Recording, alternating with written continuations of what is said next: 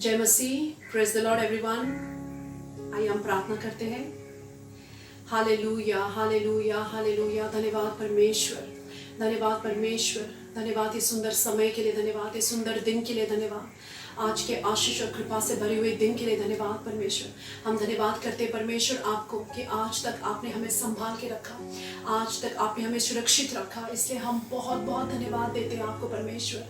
जैसे भजन संहिता 91 में परमेश्वर 91 के 10 में आपके वचन कहता है परमेश्वर, इसलिए कोई विपत्ति तुझ पर ना पड़ेगी, ना कोई दुख तेरे डेरे के निकट आएगा।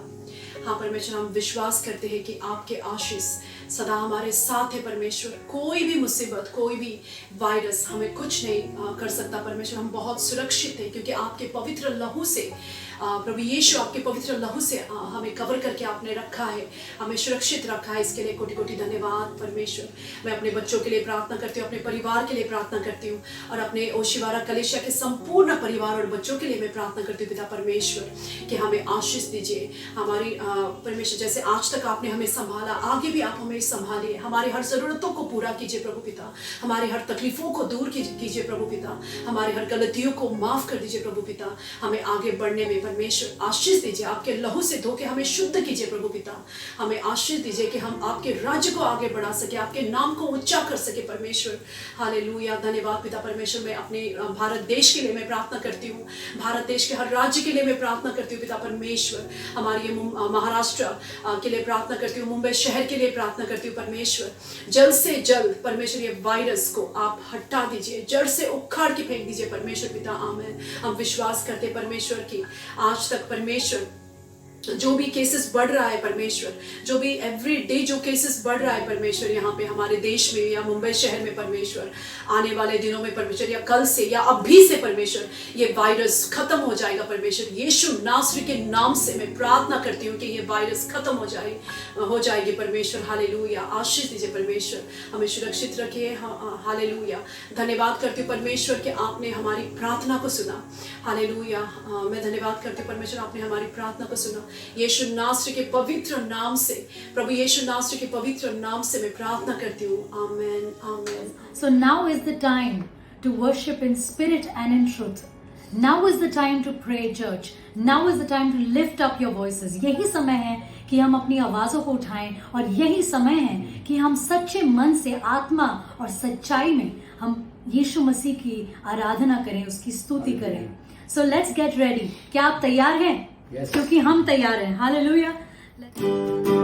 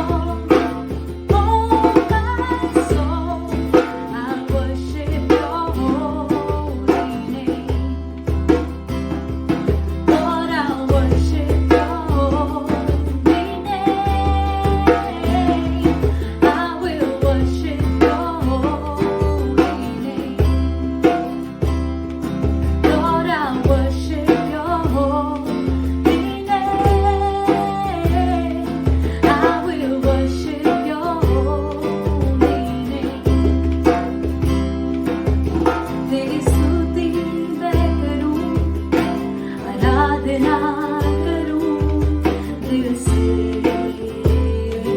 दिल से।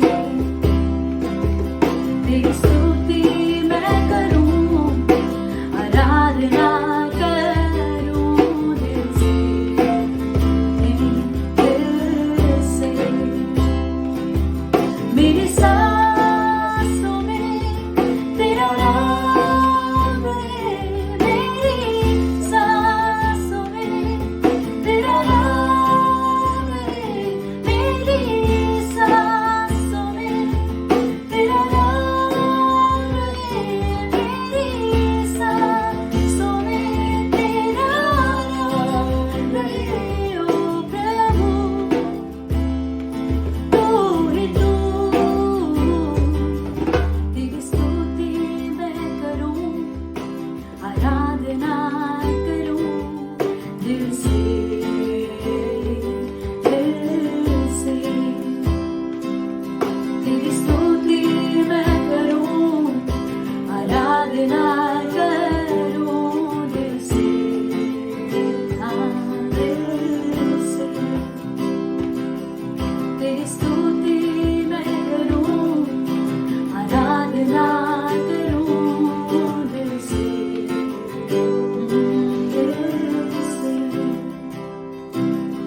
दिल से,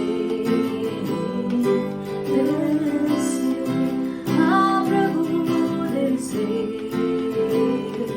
दिल से।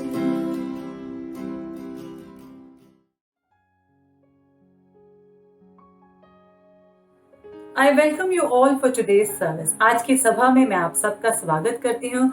The message that I'm going to share today is a challenging one for all of us.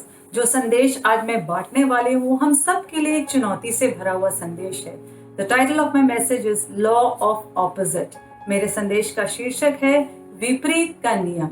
We have all learned about opposite words in school. हम सभी ने अपने स्कूल में विपरीत शब्दों के बारे में सीखा है. बल्कि हम देखते हैं कि जगत की उत्पत्ति से ही पूरे सृष्टि में विपरीत बातें हैं. उत्पत्ति अध्याय 1 में हम पढ़ते हैं कि परमेश्वर ने आकाश और पृथ्वी की रचना की. Right from the beginning of creation there have been opposites. We read in Genesis chapter 1, God created the heavens and the earth. There was darkness and God created the light. अंधकार था, परमेश्वर ने उजियाला बनाया. उसने दिन और रात को बनाया, सांझ और भोर बनाया. उसने आकाश और पृथ्वी को बनाया. उसने पानी को भूमि से अलग किया. He separated the water from the land. He made the evening and the morning. And last of all, he created male and female. और सबसे अंत में उसने नर और नारी को रचा. ये सारी विपरीत बातें हम देखते हैं. We see all these opposite things in creation. God put the first couple, Adam and Eve, in the Garden of Eden. And there, in the middle of the garden, there was a tree of the knowledge of good and evil. इस पहले दंपत्ति आदम और हवा को परमेश्वर ने अदन की वाटिका में रखा और वहां उस वाटिका के बीचों बीच एक भले और बुरे के ज्ञान का पेड़ था. उनके पास विकल्प था, या तो जीवन को चुने या मृत्यु को, आशीष को चुने या श्राप को. In the Bible, there is also a whole book of Proverbs that talks about the opposites of wisdom and foolishness. Bible में एक पूरी किताब है, नीति वचन की किताब, जो बुद्धि और मूर्खता इन दो विपरीत बातों के विषय में हमें सिखाती है. Now God is the God who created everything. He is a self-existent God. No one created him. परमेश्वर सभी बातों को रचने वाला परमेश्वर है. वो स्वयं में अस्तित्व रखने वाला परमेश्वर है. किसी ने परमेश्वर को नहीं बनाया. And God also, He says, I am the beginning and the end. I am the Alpha and the Omega. और परमेश्वर कहता है कि मैं ही शुरुआत हूँ, मैं ही अंत हूँ, मैं ही अल्फा हूँ और मैं ही ओमेगा हूँ. And then we know a very important opposite that the Bible talks about is heaven and hell. और फिर हम जानते हैं और बहुत महत्वपूर्ण विपरीत बातों के विषय में जो बाइबल हमें बताती है वो है स्वर्ग और नरक के बारे में. The Bible says in Hebrews 9:27 that we have one life to live and after that is the judgment. And so we have a choice to make where we want to spend eternity. इब्रानियों 9:27 में Bible बताती है कि हम सबको एक ही जीवन दिया गया है और उसके बाद न्याय है और हमें चुनना है कि हमें अपना अनंत काल कहाँ बिताना है। Jesus is the way to heaven. He said in John 14:6, I am the way, the truth and the life. No one comes to the Father except through me. यीशु मसीह स्वर्ग का मार्ग है। यूहन्ना 14:6 में उसने कहा कि मैं ही मार्ग और सच्चाई और जीवन हूँ, बिना मेरे द्वारा कोई पिता के पास नहीं पहुंच सकता। So beloved, this life is full of opposites. हमारा जीवन विपरीत बातों से भरा हुआ है। So we see in the Bible, Jesus always taught a law of opposite. Bible में हम देखते हैं यीशु ने हमेशा विपरीत का ये नियम हमें सिखाया है। हम देखते हैं कि जो भी हमारा शरीर चाहता है, जो भी हमारा नैसर्गिक स्वभाव चाहता है, जो भी हमारे मन को तर्क संगत लगता है, जो भी हमारे दिमाग को ठीक लगता है, या जो भी संसार हमें सिखाता है, परमेश्वर का वचन हमें उसके विपरीत करने को कहता है। Whatever seems right to our flesh or to our logical thinking or whatever the world teaches us, but the word of God instructs us to do the opposite. We will see a few examples in the Bible about the law of opposite. Bible में हम कुछ उदाहरण देखेंगे विपरीत के इस नियम के बारे में। In Matthew 5:43 and 44, मत्ती अध्याय 5:43 और 44 में यीशु कहता है कि तुम सुन चुके हो कि कहा गया था कि अपने पड़ोसी से प्रेम रखना और अपने बैरी से बैर, परंतु मैं तुमसे ये कहता हूँ कि अपने बैरियों से प्रेम रखो और अपने सताने वालों के लिए प्रार्थना करो। लूका 6:28-30 में यीशु कहता है कि जो तुम्हें श्राप दे उनको आशीष दो, जो तुम्हारा अपमान करे उनके लिए प्रार्थना करो, जो एक गाल पर थप्पड़ मारे उसकी ओर दूसरा भी फेर दे, और जो तेरी दोहर छीन ले उसको कुर्ता लेने से भी न रोक। यीशु मसीह यहाँ पर विपरीत बात करने को कहता है। Jesus talks here about doing the opposite. If somebody blesses you, if somebody curses you, you bless him. If someone takes your shirt, give him your coat also. In James 1:2, he says, count it all joy when you go through trials. Who feels happy when you're going through troubles? But Jesus says, do the opposite. याकूब 1:2 में वचन कहता है कि जब तुम परीक्षाओं में पड़ो तो उसे आनंद की बात समझो। मुश्किल समय में कौन आनंदित हो सकता है, लेकिन यीशु मसीह विपरीत बात करने को कहता है। वो कहता है कि तुम इसे आनंद की बात समझो। संसार कहता है कि देखने से ही विश्वास कर सकते हैं, लेकिन बाइबल बताती है कि अनदेखी वस्तुओं का प्रमाण ही विश्वास है। Bible says that faith is the evidence of things not seen. We do not see, yet we believe. So Jesus teaches us this law of opposite. यीशु मसीह हमें ये विपरीत का नियम सिखाता है। Romans 12:19, रोमियो 12:19 में वचन में लिखा है, अपना पलटा न लेना, पलटा लेना मेरा काम है, प्रभु कहता है। स्वाभाविक रीति से हम सभी अपना बदला लेना चाहते हैं जब कोई हमारे साथ बुरा व्यवहार करता है, लेकिन यीशु मसीह विपरीत करने को कहता है। The Bible tells when you go through hard times, sing praises to God, give thanks to Him. Bible हमें उत्साहित करती है कि जब तुम कठिनाइयों से गुजरते हो तो परमेश्वर की स्तुति के गीत गाओ, उसे धन्यवाद दो। In 2 Corinthians 12:9 and 11, the scripture says, when I'm weak, then I'm strong. In my weakness, His strength is made perfect. दूसरे कोरिन्थियों 12:9 और 11 में भी हम इन विपरीत बातों को देखते हैं, इस विपरीत के नियम को देखते हैं कि कहते हैं कि जब मैं कमजोर हूं तभी तो मैं बलवान हूं। मत्ती 5:5 में वचन कहता है कि धन्य है वे जो नम्र हैं, क्योंकि वे पृथ्वी के अधिकारी होंगे। So we see this law of opposite taught by Jesus. In Luke 6:38 he says, give and it will be given to you. लूका 6:38 में यीशु में सिखाता है कि दो तो तुम्हें भी दिया जाएगा। Whenever we have a financial problem, our immediate reaction is don't give. Stop giving your tithes and offering. Don't help anyone. That is because we operate out of a fear. We are afraid that if I will give, I will not have enough for me. कि जब हम पैसों की तंगी से गुजरते हैं तो हमारा तुरंत प्रतिक्रिया होती है कि मत दो, अपना दान दशवांश मत दो, क्योंकि हम भय से, डर से हम कार्य करते हैं, कि हमारे अंदर ये डर रहता है कि यदि मैं दूंगा तो मेरे पास अपने लिए काफी नहीं बचेगा। Fear is the opposite of faith. Fear comes from the devil, but faith comes from God. डर जो है विश्वास के विपरीत है। डर शैतान से आता है, लेकिन विश्वास परमेश्वर से आता है। Jesus tells us to operate by faith. यीशु मसीह हमें कहता है कि तुम विश्वास से काम करो। वो कहता है कि विपरीत बात करो, दो और तुम्हारे लिए भरपूरता से दिया जाएगा। Jesus tells give and don't keep, don't withhold, and you will receive in abundance. So Jesus wants us to do the opposite in any challenging situation. किसी भी मुश्किल चुनौती भरी परिस्थिति में यीशु मसीह चाहता है कि हम अपने स्वभाव से विपरीत करें। जो हमारा दिमाग करने को कहता है या जो संसार हमें सिखाता है, उसके विपरीत हमें करने को कहता है। यीशु मसीह कहता है कि जो भी तुम में से बड़ा बनना चाहे वो सबका सेवक बने। The road to greatness is by becoming the least. The way of life is through the death to self. जब हम स्वयं के लिए हम मर जाते हैं, वही जीवन के लिए रास्ता है कि जो महान बनना चाहता है वो सबसे दीन बने।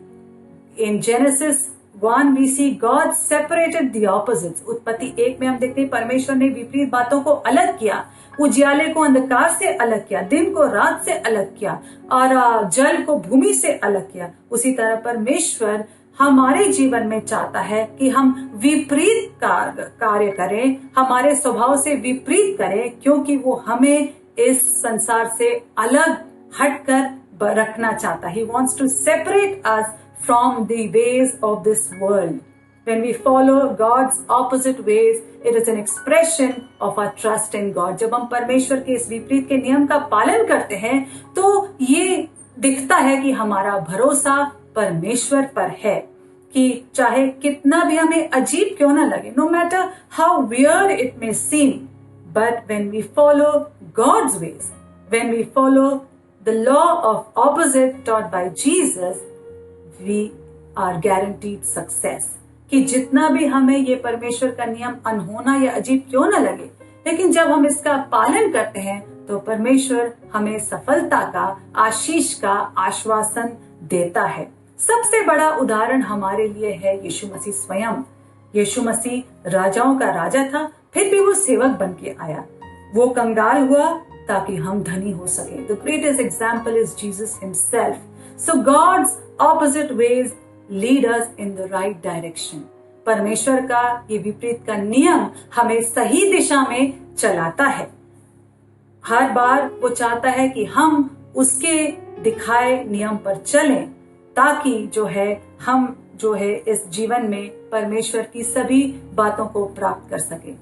When we change our perception, we will see God working in our lives. जब हमारी सोच को हम बदल देंगे तो हम देखेंगे परमेश्वर के इस कार्य को हमारे जीवन में होते हुए।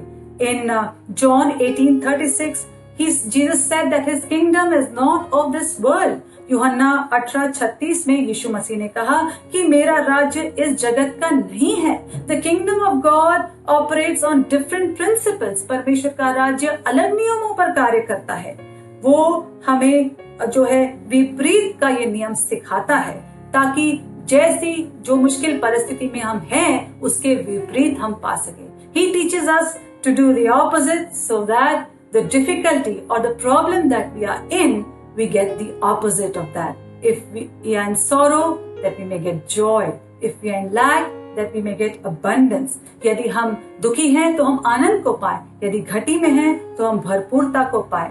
और परमेश्वर जब न्याय करेगा तो इस संसार के नियमों के अनुसार नहीं, लेकिन उसके अपने नियमों के अनुसार हमारा न्याय करेगा। इसलिए प्रियो, यीशु मसीह ने हमें ये विपरीत का नियम सिखाया है।